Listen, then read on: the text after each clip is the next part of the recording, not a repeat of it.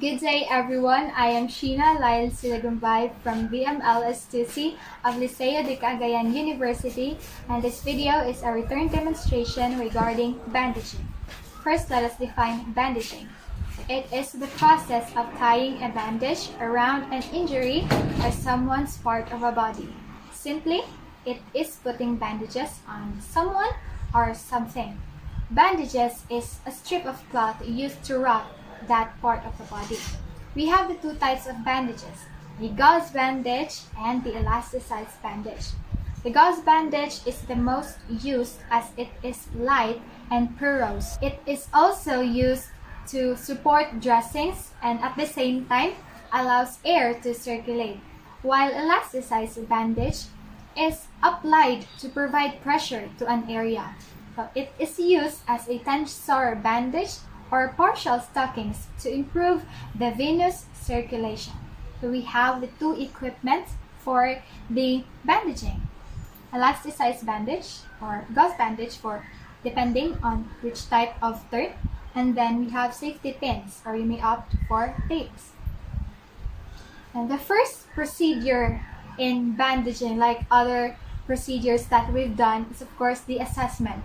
So in bandaging, first we inspect the alteration of skin integrity. This is because actual impairment can be worsened with the application of the binder. And then second is we inspect and palpate for temperature, color, and sensation. This is to determine the adequacy of the circulation. So for example, good morning sir, Melvin Torino, right? Yes, ma'am. Oh, sir, I am Sheena Lyle Silagumbay, your medtech for today, and I am here to bandage your injury.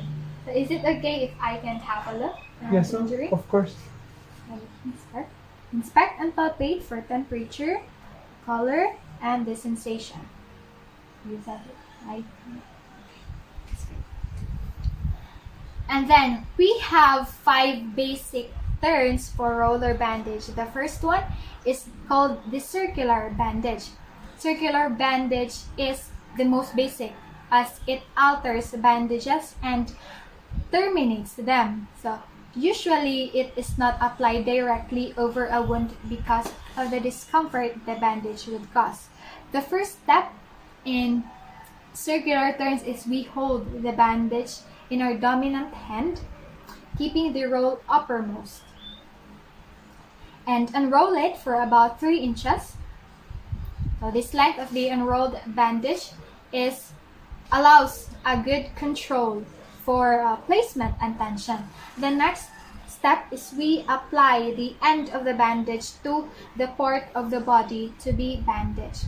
So hold the end down with the thumb of our opposite hand or the free hand. So our thumb will assist in holding bandage surfaces throughout the process. Next is we encircle the part of the body for a few times or as often as needed,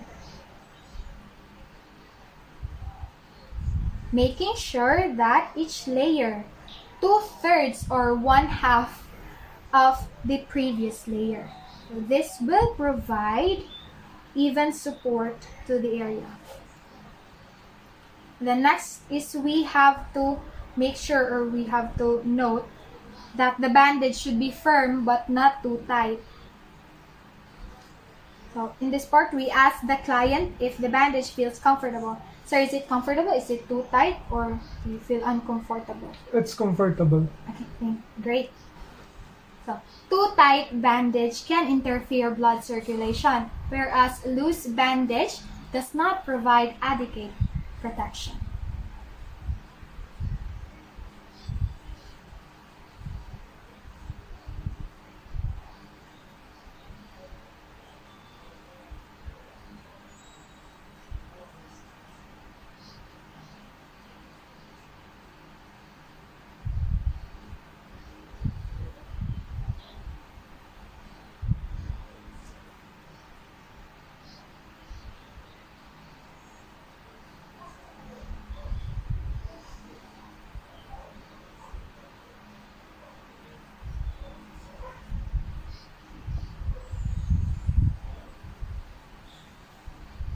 lastly, we secure the end of the bandage with tape or safety pins.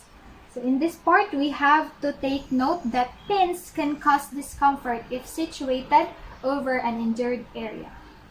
The next type of turn is called the spiral turn. It is used to bandage parts of the body that are fairly uniform in circumference, like our upper arm and our upper leg. And the first step in spiral turn is we make 2 circular turns. 2 circular turns anchor the bandage.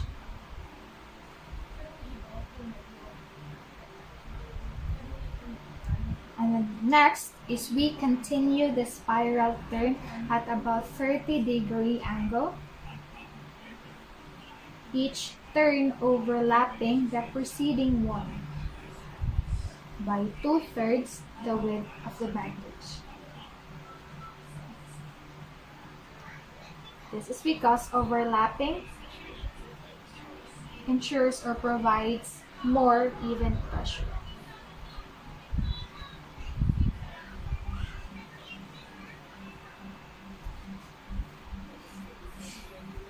And lastly, we terminate the end of the bandage with 2 circular turns and secure it as prescribed by the circular turns. So with tape or safety pins. And again, we have to note that pins can cause discomfort if situated over an injured area. The third type of turn is called the spiral reverse turn. It is used to bandage cylindrical parts of the body that are no circumference, like our lower leg and our forearm. The first step in spiral reverse turn is we make 2 circular turns. And bring the bandage upward or downward depending on the position of the arm. So 2 circular turns anchor the bandage. Next, 30-degree angle. Next step is we place our thumb of the free hand to the upper edge of the bandage. So this will hold the bandage while it is folded on itself. The rationale is that the thumb will assist in holding bandage surfaces throughout the process. Then we unroll the bandage for about 6 inches and turn our hand so that the bandage falls over itself. This provides even bandage tension. And then we continue the bandage around the limb, overlapping, or each turn overlapping the previous or preceding turn by 2/3 the width of the bandage. Then we make each bandage turn make each bandage turn at the same position so that the turn of the bandage will be aligned. This same position, I will show it to you later. This will keep the bandage. This will keep the bandage tight enough but not too tight.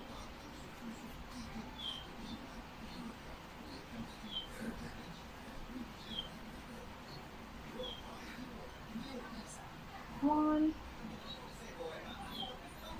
Okay. And then lastly, we terminate the bandage with 2 circular turns and secure the end of the bandage with tape, or as described for the circular turns, tape or safety pins. But again, we have to take note that pins can cause discomfort if situated to an injured area.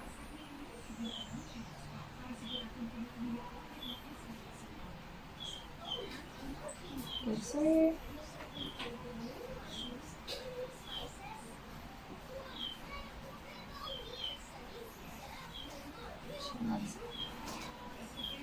Same position aligned.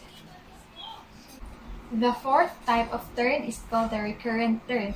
It is used to cover distal parts of the body, like the end of the finger, the skull, or the stump of an amputation. So the first step in this recurrent turn, like other basic turn, is we anchor the bandage with 2 circular turns. This is because 2 circular turns anchor the bandage.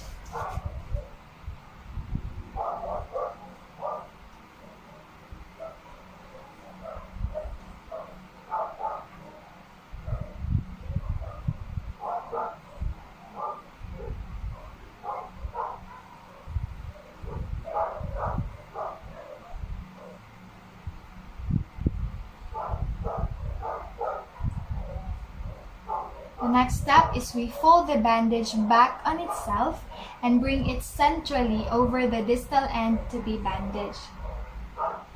This is to form a band on an injured part. Next is holding it by the other hand. So bring the bandage back over to the end or to the right of the center bandage, but overlapping it by 2/3 the width of the bandage. Yes.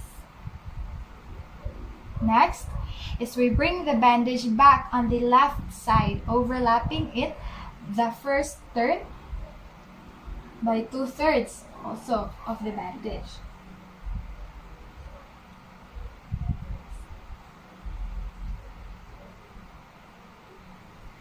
This is because, like the previous step, the overlapping inserts more pressure, and also it avoids any gaps. And then we continue this pattern of alternating right and left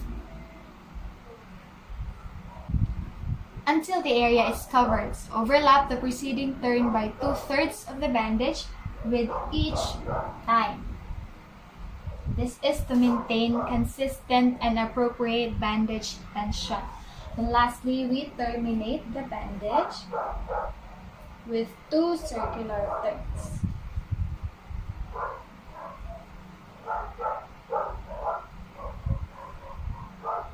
This is to hold the bandage in place, avoiding or preventing slipping and loosening.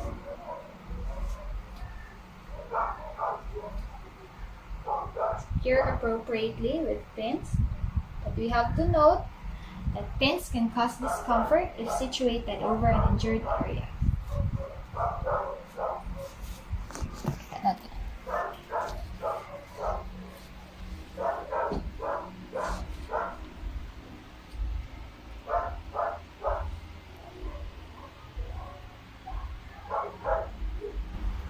The last type of basic turn is called the figure of 8.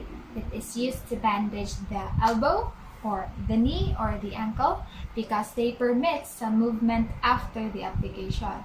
And then the first step of this last basic turn, like the other types of turn, is of course we anchor the bandage with 2 circular turns. This is because 2 circular turns anchor the bandage. 2. And then the next step is we carry the bandage above the joint, around it, and then below it, making a figure of 8. This will maintain the immobilization of the joint. And then we just continue above and below the joint, overlapping the previous turn by 2/3 the width of the bandage.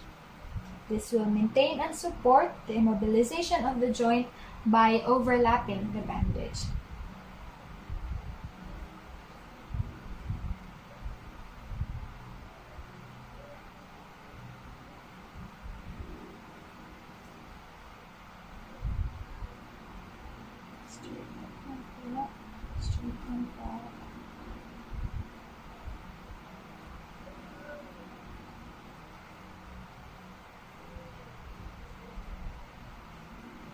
And lastly, we terminate the bandage above the joint with 2 circular turns and then secure the end appropriately. This is to hold the bandage in place, preventing loosening and slipping.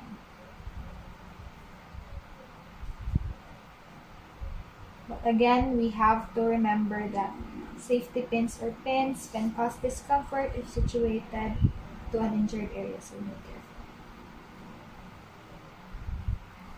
This is it. Figure of 8. Show. Okay. Yeah.